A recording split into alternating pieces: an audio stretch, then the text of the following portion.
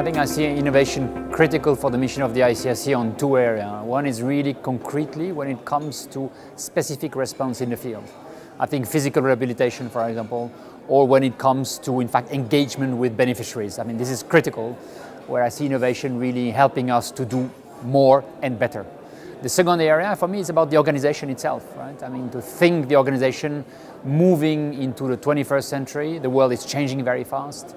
Our own ability as people, as part of an organization which is confronted with a very complex world, should be reinforced in our change attitude, if you want. That's where innovation is also very important. What was interesting about innovation is ICRC is an organization, because of its ambition to be close to people affected, innovates every day. I mean, our colleagues in the field, they innovate every day because they have to. That's the beauty of proximity to people affected. You have to propose services which are very relevant. So innovation in the field happens every day. The issue for us is how do we make sure that at the institutional level we're able, on some key issues, to innovate faster. Because I think what has changed is the time span. The pressure on the time, allowing us and obliging us sometimes to change and to innovate much more quickly. That's what has changed. Or if there's one thing which I was absolutely struck by, is that we're living in a world where disruption seems to be part of our real life constantly. As an organization, we need to be aware of that. And we need to be able to build an organization which is able to deal with disruptions.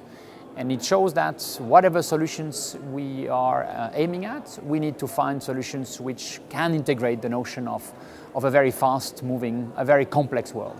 So striking disruption, that's one thing I've really struck.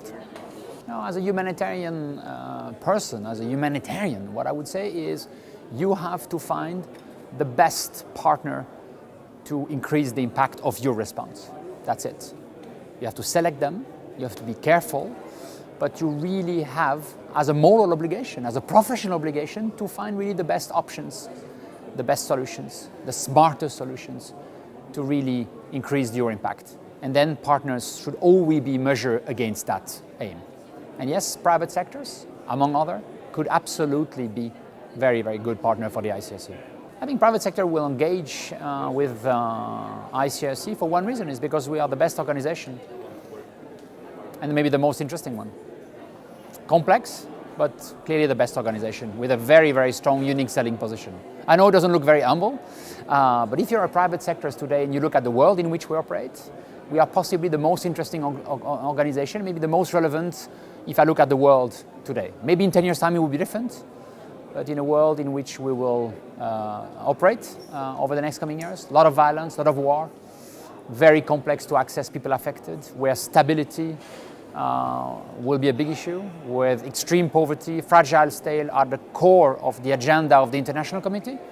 I'll be private sector, I'll go for the ICRC.